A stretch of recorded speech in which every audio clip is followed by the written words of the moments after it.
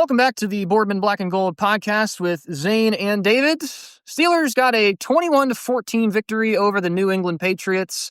However, I don't know if this one really feels too much like a win. And I'll be honest, I was not actually able to watch the game this week. I was in a much more, I was in a much worse place, when the Steelers were actually playing on Sunday.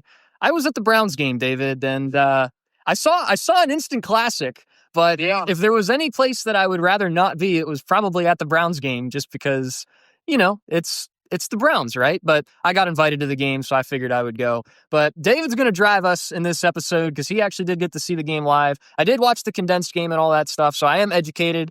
But from what I saw of the condensed game, it seems like this game was an absolute loss in every facet of the imagination other than the fact that we actually won the game at the end. Would you agree or disagree? I would absolutely agree. I think that this win actually, even though the game, the way the game was played turned out very differently, I think that the Jets win and this Patriots win are almost the same of like, we won, it was week one, so we had hope. I don't think that same hope's going to come from this win because it's like, just like in that Jets game, it was like, man, should we really have won that game? Like that was so rough. And I think that was the mindset of this game. The entire time after we were up 14-0. From that point on until like the last 6 minutes, I thought we were going to lose, guaranteed. I just was like watching the game. Our offense could do nothing. And our defense was playing very much bend not break, and our defense had some really great splash plays. It was great that we were able to get to the quarterback. But I think that overall, that was very hollow. Of like, okay, yeah, like we had some splash plays. We did what we needed to do to win. However, I think there are a lot of problems in the roots of this team. And it's interesting, too, because I feel like you and I, this is the first I'm talking to you about the game, like, at large. And it seems like both of us are kind of like, we're a 64-yard field goal and, like, the Patriots not fumbling 4 times in a game away from being 0-3. Like, that's kind of where we are right now. And to be honest, like, I'm watching these fumbles. Like, the first fumble on that very first drive, he just coughed it up. I don't even know if he was really hit or if the ball was even jarred at all. But Ramondre Stevenson has this really awful fumbling problem right now. And I mean, it happened twice in the game, one on the first drive and another time like at the half-yard line. So if that doesn't happen, this game is probably 21-21. And then if you take into account the Brandon Echols interception at the goal line, like, the Patriots could have won this game by 2 scores, really. And, it seemed like the Steelers got off to a nice start with Jaylen Warren on the ground. It seemed like he had a very good first drive, but then you almost never heard from him again the rest of the game. Like, he just did not have that pop that he did on that first drive. And Aaron Rodgers came out after the game and he was like, I did not play very well. I give all the credit to the defense in this one, and sure, credit where credit's due. But again, holistic view of this team right now is there's still so many problems and they don't seem to be getting fixed, Right. And I think that defensively, you can look at the 5 turnovers and be like, wow, that's awesome. But I'm trying to remember the 5 turnovers. Obviously, the 2 Stevenson fumbles, the Brandon Echols pick, and then I can't remember what the other 2 are. But I feel like the only one that, off the top of my mind, that feels like a skillful turnover was the Brandon Echols pick. That was like a great bait throw for Drake May, and that was a great play. The other one, like you said, Stevenson is struggling with those issues. It seemed like it was a random hand that caught both times and just happened to cause a fumble. And I think that, the fact that they were inside the 5-yard line 2 times and we're like a yard away from scoring twice. And, one time we just got lucky. The other time we made a good play. I think that it's like, why were they there? And I think that happened a lot. The defense first quarter specifically really was strong. Like Cam Hayward finally got a sack. Derek Harmon in his first start got there. TJ Watt finally got there. Like that was awesome. And then they kind of were able to move their, way down the field the entire game. The Patriots offense kind of had their way. I would say a lot of the Patriots offense being able to move the ball, though, that being said, was due to Drake May's legs. and just being able to make that happen. So I think that's a little encouraging for the defense. But I would agree with Aaron Rodgers. Watching the game in full, he did not have a good game. He had two good touchdown throws, but it was not the precise passer that we're known to seeing. There was a lot of passes where I was like, ugh. And, part of that's probably on him, and probably more than part of that is on the O line, which once again had a horrendous day. Yeah, and the one that he threw to Robert Spillane, I mean, that one probably could have been a touchdown pick six. And I think after that one was the one where Ramondre Stevenson fumbled at the goal line, if I remember correctly. So again, that's a 7-point swing right there. And, if that goes a little bit differently, if he gets one more block, essentially, this game turns out very differently. And I wanted to talk about Spillane for just a second because, it seems like right now, the middle of the defense is just really, really struggling. Like the linebacker level is having a rough time. It seemed like Cole Holcomb did a nice job stopping the run, but he is just not very good in coverage. Patrick Queen just continues to seem to be underachieving. Peyton Wilson has a lot of tackles, but again, I don't even know how well he's necessarily playing because the two Hunter Henry touchdowns, which was their only actual scoring in the game, I mean, he was by himself essentially twice. I mean, he was schemed open on the one, and the other one, it was like he was just, completely by himself in the middle of the secondary. He had 8 receptions for 90 yards and 2 touchdowns. He always seems to torch us. I mean, I think he has six touchdowns in 4 games against us. I think that's the stat, which is unbelievable. That's crazy. But the whole thing is like, the middle of our defense just is continuing to underachieve.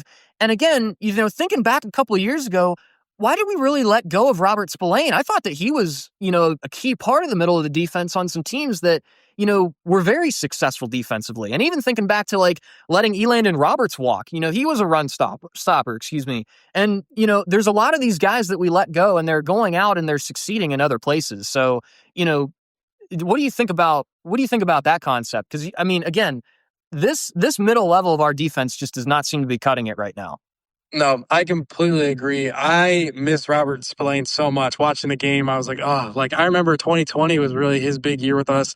And I mean, he had a pick six. Like he made so many great plays. And he actually is, I think, the only guy to ever stop Derrick Henry on the 1 yard line from scoring a touchdown. So I love him. And yeah, this year especially, we see how much like we miss him and miss like even Atlanta Roberts, because he made a lot of good plays last year. And I think that my dad made a comment. He was like, it used to be 3rd and long. Where's Terrell Edmonds? That's where we're going. Now it's 3rd and long, middle of the field. Where's Patrick Queen? That's where we're going.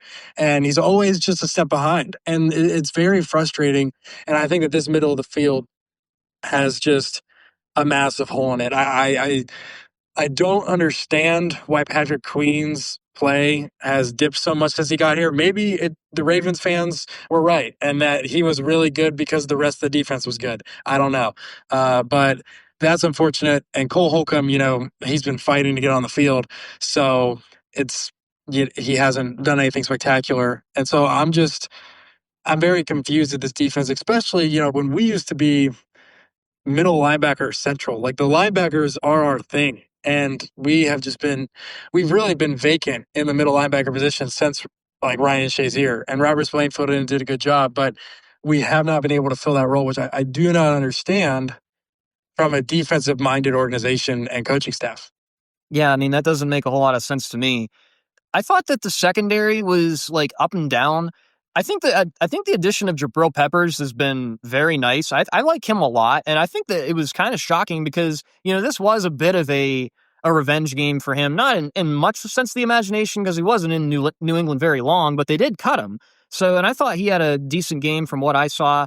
And as far as things go, Brandon Echols making those plays when he did, I think he had the tackle at the very end of the game on our guy Demario Douglas to keep him from getting that first down. That was a heck of a play as well.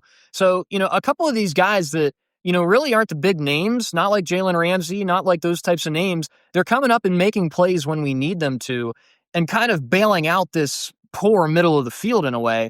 And would you agree that the defensive line was better in this game? I mean, you've already talked about it a little bit, but would you agree that it's a little bit better even from week 1 and week 2? Oh, absolutely. I think that I wonder, what is the result of that? I don't know how good New England's line is, but I think that I'm sure part of that is because of Derek Harmon. I mean, he obviously made an impact getting a sack, but just, throughout the entire game, like Watt was able to get a sack, which he hadn't done yet. Cameron Hayward, like in the first drive, had a really nice, like just 100% effort sack, which was awesome. And I think that maybe he's locked back in. That might have been able to help. And I think that, yeah, this D line, I think that they definitely had their best performance so far. And I'm encouraged to see that with Derek Harmon there, this is what this D line could be like, because I think that we're going to need them to be like this, especially if the middle of the field is going to struggle this much. Well, I thought Derek Harmon looked extremely explosive, and in a way, he looked fast. Like, I know Cam Hayward is kind of like a bull rush, let me bowl a guy over, but Derek Harmon just had this like explosive aspect to him that when I was first watching the film, I was like, holy crap, who the heck is that? And sure enough, it's Derek Harmon. I'm like, ooh, that gets me excited. So I was very, Yeah. very encouraged by seeing that type of performance. And, he was on a snap count. He didn't play the entire game, but when he was in there, it seemed like he did very well, and he was creating some problems for the Patriots O-line specifically. Yeah, I absolutely agree. And I think that I'm excited. I don't know how we're going to fix the middle of the field, but I'm excited to watch this D line again. I think that they're starting to figure it out. I think that with him in there, like, Watt and Hayward are able to do a little bit more of what they're known for. And I think that we still, like, even though Highsmith is out, I think the combination of Herbig and Jack Sawyer getting in there, I think Jack Sawyer has already proven that he can make plays, and we know Nick Herbig can too. So I think that it's going to get back into the form that this D line should be. And I will agree with the secondary. I didn't notice anything that was like blaring, like huge issues. Again, both touchdowns were from a tight end that a linebacker was supposed to be on. So I think that, if we could somehow figure out how to get better performance out of the middle of the field, this defense could start playing like the highest paid one. Yeah, I think so too. And I guess too, like the New England wide receivers are pretty awful, to be fair. So, they didn't have much to deal with. And it's interesting too, because, coming into this Vikings week, the Vikings are going to get Jordan Addison back this week, and they got Justin Jefferson, regardless of who they have throwing the football, like as long as Carson Wentz can get them the football, the defense might have had like a cupcake this week, but I mean, they're going to get the whole Shazam this coming week against the Vikings. Now, interestingly, one more thing I want to touch on in this Patriots game, like the running attack for the Patriots did not seem to be very effective. Your boy Travion Henderson had 28 yards on 11 carries. And, you kind of mentioned it, how Drake May was really the only one that did anything with his feet in this game. And there was a couple of big scrambles that he made. Like you said, he made a couple of nice plays on some third and longs that, again, we just can't defend for whatever reason. But is this a step in the right direction, especially after a couple of first 2 weeks where the opposing offenses were just running all over us? Like, are you encouraged by this week, or is this kind of, fool's gold in a way? I think it's definitely encouraging for the run game. The passing game, like you said, there's not really, they really don't have receivers. So, can't take too much stock into that. But I think that this is a great response for the run game. I think that Trayvon Henderson had like no yards, and Ramondre Stevenson had less. So I think that that is extremely encouraging. And, we'll see what happens, because Jordan Mason? Yeah. Yeah, Jordan Mason had a really good game last week, and also they have Aaron Jones. So it'll be interesting to see how we compete with them.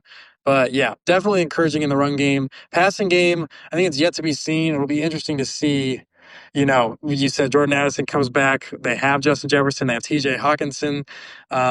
They have talent on their offense. So I don't know what to expect entirely going into this week.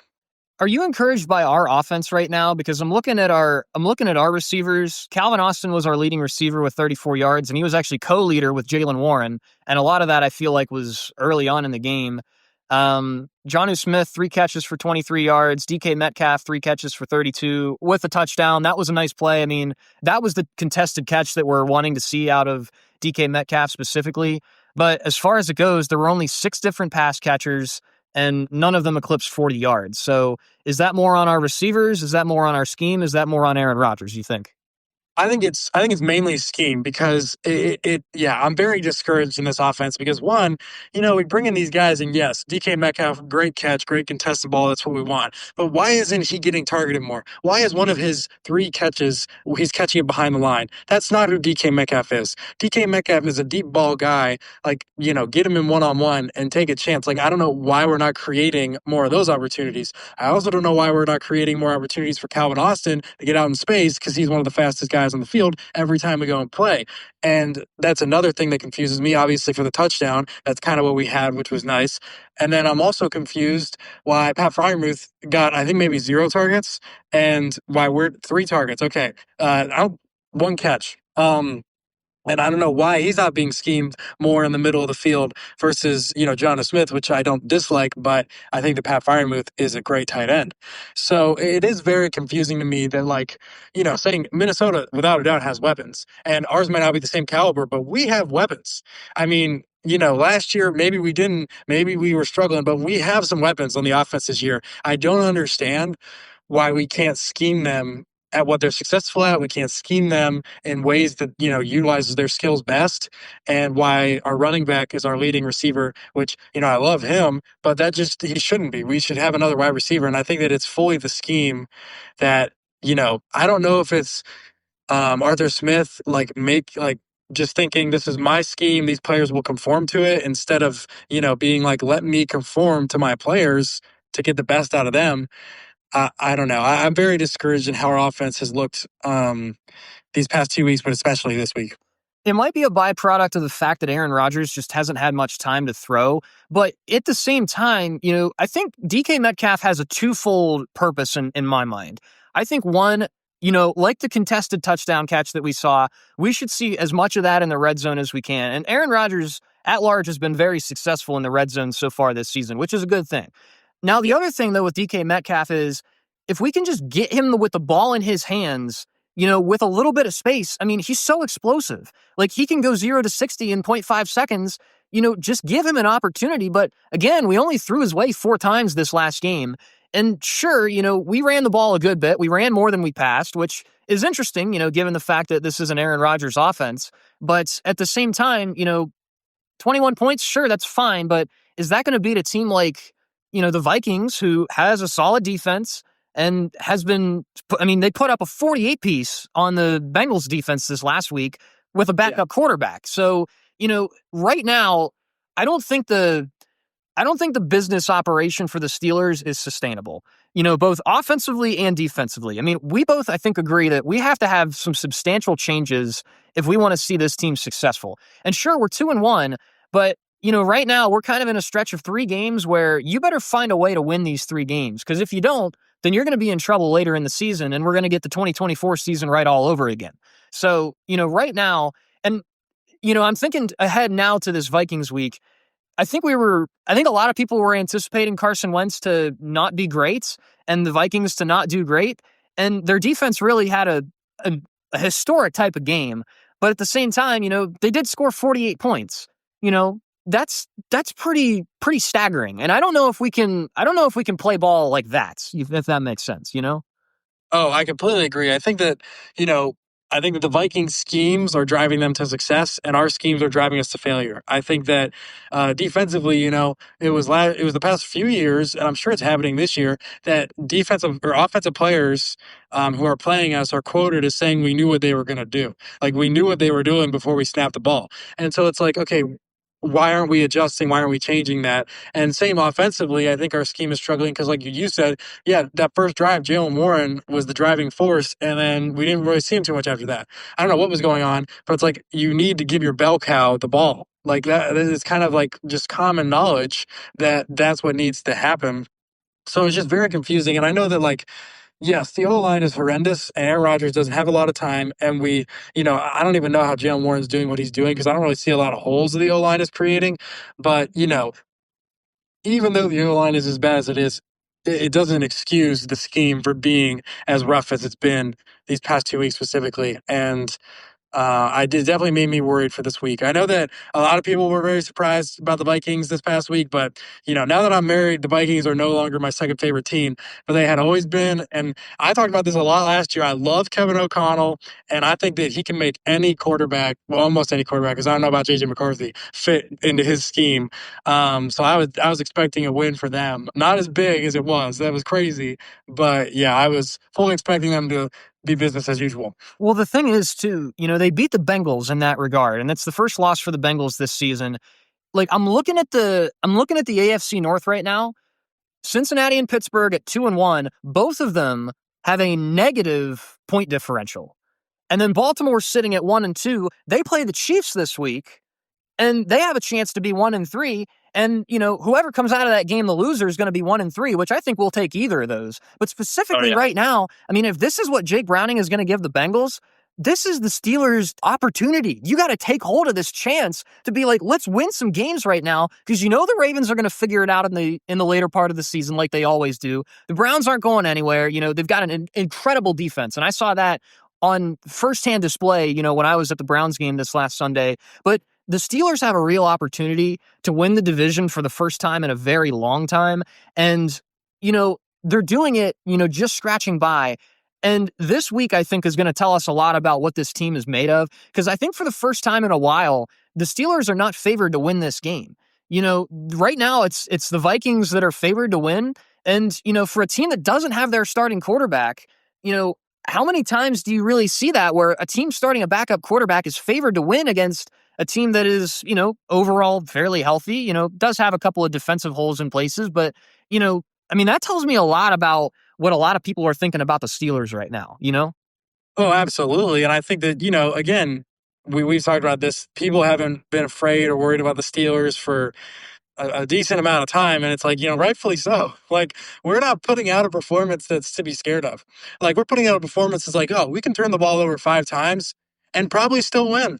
Like, we can probably still win this game. And they were so close. They were like an inch away from, tying the game. So I think that, yeah, like why would anybody be scared of us? But I will say the AFC North, like you were saying, seems very weak this year, especially with the Bengals going down Joe Burrow.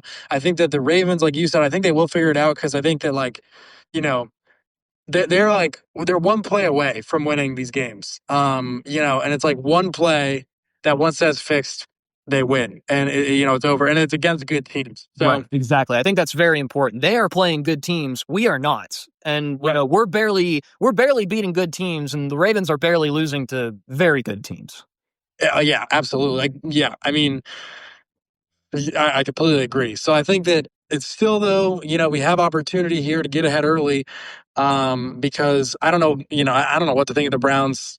I mean, the Packers, I don't know. We'll see. They do have a great defense, but their offense seems like they can do nothing. So, and you were there, so I'm sure you could agree. Yeah, their offense was abysmal, but their defense is for real. I mean, their defense is very solid. And that, like, we'll talk about that when that comes time, but their defense is for real, and they could bull crap their way to a couple of wins, just kind of like they did this last week. So, you really can't count them out either, as much as it would make sense to do so.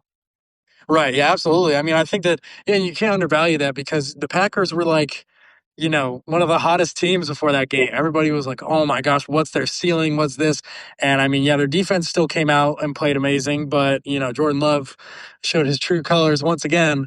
So I think that it'll be really interesting to see how this shakes out. But yeah, as far as looking into the next week being favored, the Vikings being favored, I'm not too surprised just because of what they did last week and, what we did these past, honestly, I mean, every single week we haven't looked that good at all. Like, we are, I mean, that Jets game, we're 2 points away from, losing. And like what you said. So I don't know. I don't have a hopeful outlook for this game. Well, especially if the Vikings defense is going to have splash plays like it did this last week against the Yeah. Bengals, then there's no shot. We can't get in a track meet with these guys if they're going to be making plays on defense. No, and I feel like the past couple of years we have proven that we can win off of our splash plays, but we cannot survive other teams' last plays or splash plays. We saw it in Seattle. I'm thinking about the Ravens game last year where Russell Wilson threw the pick six, and that was like, oh, game over. Like, we cannot survive one of those, which is demoralizing that, we have to make a team, you know, have no great plays to win, which I mean, is fine, but like you should still be able to win games, even with that going on. And I think that it's pretty discouraging that we can't. And unless we have those plays, like the five turnovers, like that special teams turnover against the Jets at a 60-yard field goal, we can't even sneak past these teams and like they could end up with 5 wins. Well, that's the whole thing too, is like, what happens if the Patriots don't turn the ball over 5 times? Like, they Right. win heartily. What happens if the punt returner from the Jets doesn't fumble? Like, they probably win that game. That's the whole thing, is like, this business operation is not sustainable. And, we're not built to go up against these teams that are creating for themselves. And if we have an off game where we're not creating these types of splash plays, then we're in trouble. We don't have the scheme. We don't have the game plan to beat these teams straight up. If we go pound for pound, zero turnovers on either side, how many teams do I think the Steelers could beat? Not a lot, really.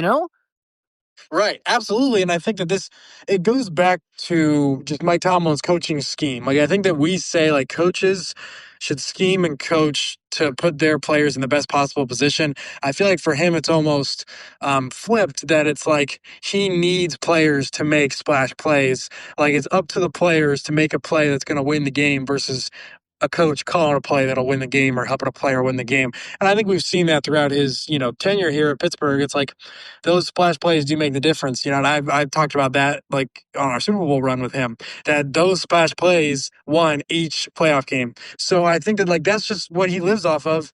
And I just, maybe that worked when you had the best defense in the league, but it doesn't work anymore. It doesn't work in this era. And we need to adjust and realize that hoping for a splash play from one of your star players is not the way to win anymore. No, I agree. I agree 100%. All right. What do you think about the Vikings? Obviously, they've got Jordan Mason as the running back. I mean, he's been excellent in Yeah. backing of Aaron Jones, who I think is going to be out for this game as well. I mean, Okay. Jordan Mason has been excellent. They've got Carson Wentz behind center. It seems like he's going to be more of just a point guard, not really trying to make too many big plays, but just trying to kind of dish things out in a way. They've got Justin Jefferson. Again, they're going to get Jordan Addison back this week as well. And again, their defense just, I think is Isaiah Rodgers, I think is his name. He had 2 defensive touchdowns, and he had 150 yards between the two of them, which is unbelievable. So, they're hot right now, despite not having their alleged franchise quarterback in J.J. McCarthy. But interestingly enough, before the season, I predicted the Steelers to win this game in Ireland, specifically because I didn't think J.J. McCarthy had the specific skill set to win in what I'm thinking is going to be a very hostile environment. Now that it's Carson Wentz, though, I think that's very different, if that makes sense. I don't know what you think, but that's kind of my first opinion on this. Well, so my opinion has stayed the same for this game since we've done 2 season predictions. My prediction was the same both times as a loss. I think that I'm going to keep it that way. Especially off of last week, and I think that I don't like the Steelers in international games. I think that we can't even go to California with a 3-hour time change and win. Like we're abysmal when we go to the West and play. So I don't know. We do have the huge home fan, that's definitely in our favor going to Ireland. But I just, I don't like us in international games. I don't like how good the Vikings were, and I was seeing something that, the Bengals, even with Jake Browning, we've seen Jake Browning ball out. Mm-hmm. So, like, this isn't like Jake Browning's horrible. It's like we've seen him play at a Joe Burrow-esque level with this offense. And so, obviously, this offense is good. I was listening to some mic'd up stuff because Kevin O'Connell was mic'd up, and he was talking to his just secondary coach and, like, just saying how amazing their coverage was. And that scares the heck out of me because if their coverage can be, like, down pat with Jamar Chase and T. Higgins, what's it going to be like against us? Who has a pass rush that gets there in 2 seconds.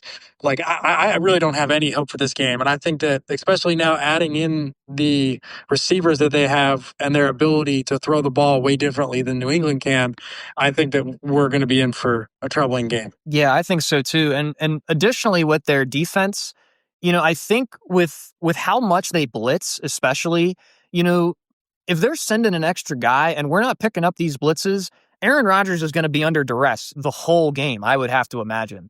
And I think it was last year that the Vikings were blitzing well over 50% of the time. I don't know if Brian Flores has his defense doing that as much this year. And interestingly, I think it was last week when we were trying to figure out who was in between Dick LeBeau and Keith Butler, or there was another one that we were thinking. Oh no, we were thinking between Keith Butler and Terrell Austin, who we had as defensive coordinator. Brian Flores was the guy. You remember that? I think it was just 1 year.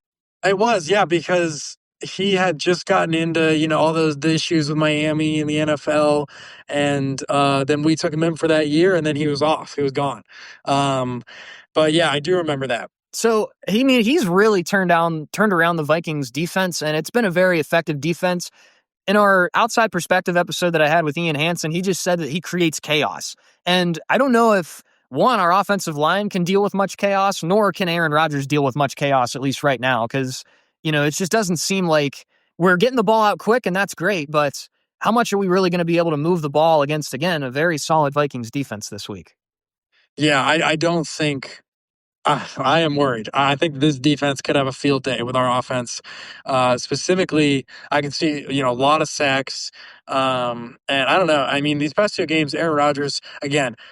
He's been heavily under duress, but hasn't looked that good. He's got 3 interceptions in these 2 games. I could see the interception tally going up a little more, just trying to force the ball with that pressure in his face. So, yeah, I think our offense is going to have another rough game. I think our defense, even though they bounced back a little this week, I don't even know if I call it a bounce back because of how close the game was. I think that, they could have a good game. I'm a little worried about the secondary in the middle. I like our D line though. But yeah, the one thing I will say that is a positive is that looking at this Patriots game, what killed us a lot was the mobility of Drake May. And I don't think that's going to be a factor in this game. So if there is a bright spot and a possibility where we could win this, it's because that mobility is gone. Okay, that's interesting. I think that's a good perspective. I mean, I don't know how old Carson Wentz is now. I mean, he's up there for sure, though. Oh yeah, and I think that ever since before, since his unfortunate ACL injury, he's never been as mobile as he was those first 2 years. So I don't foresee him running all over the place. All right, I'll kick us off with our predictions. I was different than you in our preseason stuff, thinking that this one was going to be a win. But I was thinking probably that at some point we would have figured some things out by now. I just don't think we've really figured out enough stuff, especially defensively, but also offensively, to really go toe to toe with this Vikings team, whom we both agree is very well coached. I think the Vikings are going to move the ball a lot. I think they're probably also going to dominate the time of possession. And I think we're just going to be behind the 8 ball almost from the beginning. And for the first time this season, I'm going to predict a loss. Actually, I think we've both predicted 3 wins in our first 3 weeks because we're both 2-1.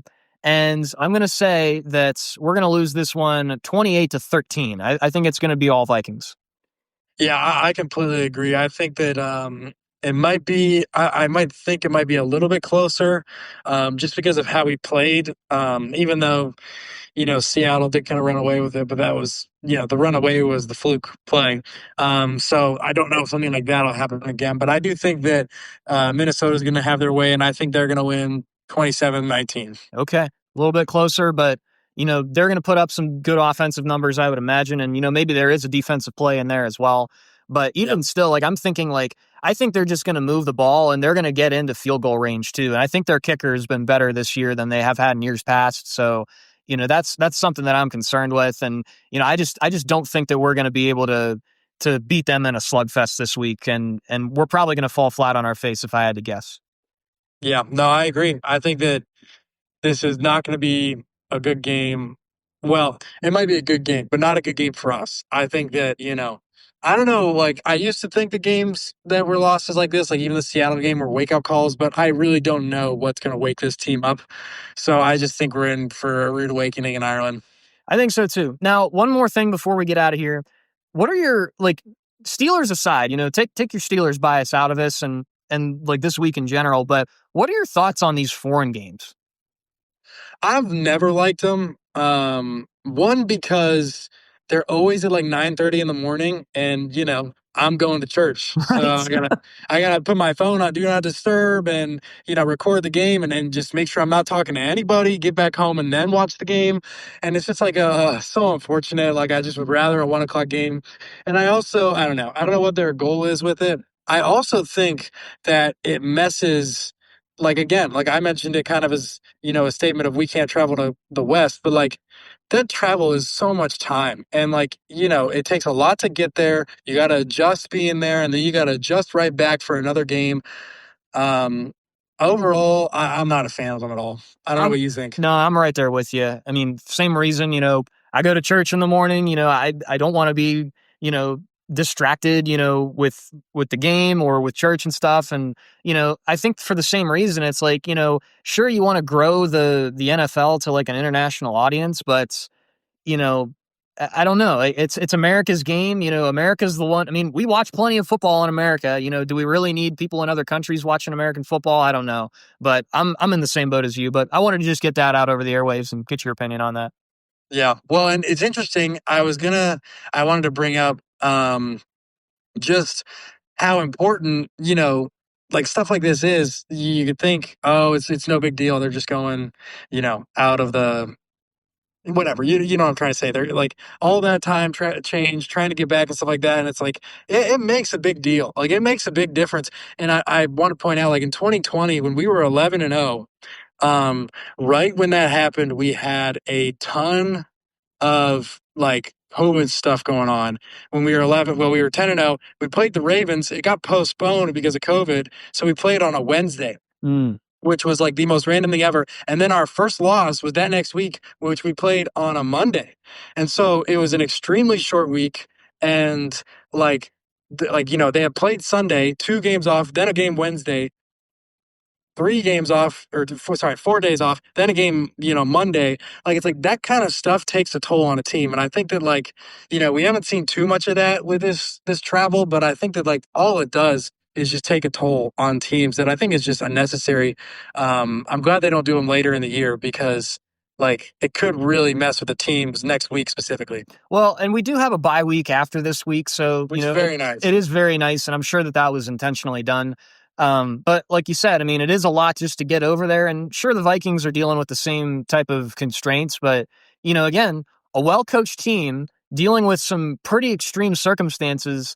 Do you really believe in Mike Tomlin to get our guys ready and prepared to play a game against a good team, in an environment you're not familiar with? I think that's kind of what it boils down to at the end of the day. Right. And I completely agree. I don't think we'll be ready. Well, ready or not, the Steelers are going into Ireland and going to be playing the Minnesota Vikings this upcoming week, 9:30 Eastern Time. And as always, the Boardman Black and Gold podcast is sponsored by Zecca Enterprises, crafting furniture solutions in northwestern Pennsylvania. You can call 910-777-3871 to turn your furniture problems into furniture solutions. Steelers get a win against the New England Patriots. Did not really feel like a win. I think we're a little bit more treating this like a loss than a win in general, but Steelers have an opportunity, a real opportunity, especially to make some ground in the AFC North if the Bengals continue to struggle. And again, if the Ravens can continue to struggle as well. And if there's any time to do it, it's now in this next stretch of 3 games. But we'll see what the Patriots, or rather the Steelers, can do against the Minnesota Vikings this upcoming week. As always, thanks for listening to Boardman Black and Gold. Zane and David signing off, and we'll see you next week.